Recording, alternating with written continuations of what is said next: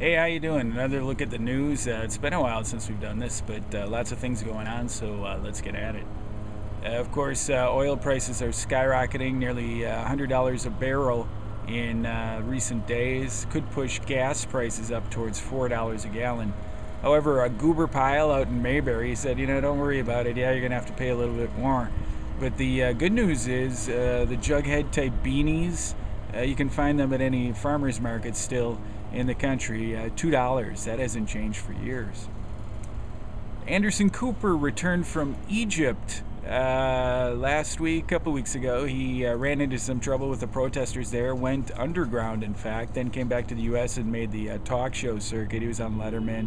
He's promoting not only what happened to him in Egypt, but also he's got a syndicated television show called Anderson coming out. And word is leaked. We haven't had confirmation from Anderson's crew, but the first week they're going to work on hijacking. On Jeopardy, Anderson Cooper always wins the Celebrity Jeopardy because he's really good at playing that game. Anyway, they're going to hijack that Jeopardy computer, Watson, and drop him down in Libya and challenge him to try to report like Anderson did. So that should be a pretty good first week of the Anderson program.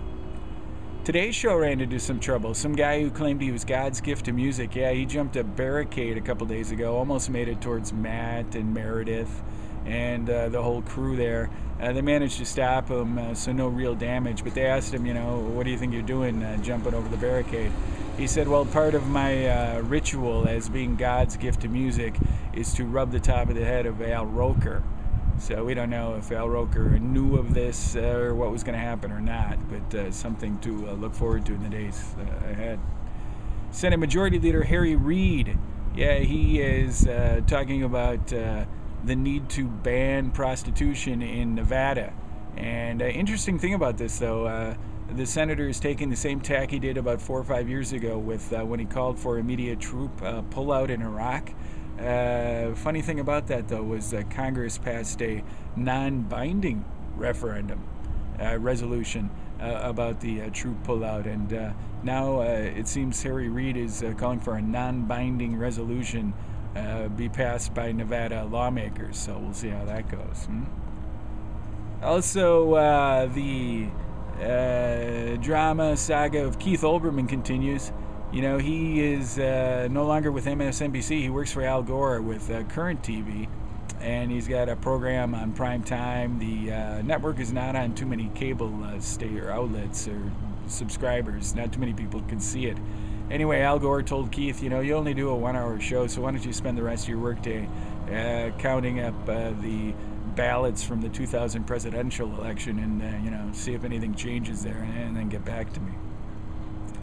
Protesters in Madison all over the last week, 8 days. Of course, they're still going at it, hassling about collective bargaining and paying into the pensions and everything. Turns out the protesters pretty happy about what's been going on. No violence and arrests really to speak of. Everybody's getting along, making their point. So they've decided later this week they're all going to get together because they're feeling a nice Woodstock vibe. Yeah, they're going to get together and try some of that brown acid. Also, the Wisconsin Democrat senators still in Illinois. Well, the Republicans have a way to deal with them. They've bought advertising time on all the Illinois TV stations, and to try to draw them out of hiding, they got kind of a mock or fake commercial that touts a book signing by former President Jimmy Carter.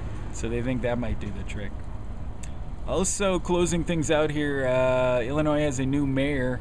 It's former White House staffer, Chief of Staff, in fact, Rahm Emanuel. Of course, he had to go to court to establish the fact that his residency or lack thereof should be a non-issue come the election. So Rahm Emanuel is now your Chicago mayor. And he was, of course, interviewed immediately following his election win. And they said, what's your first order of business? And he said, well, funny you would even have to ask. I'm going to find a pad in D.C. Well, that's about all I got right about this time, so we'll talk to you next time. Have a good week.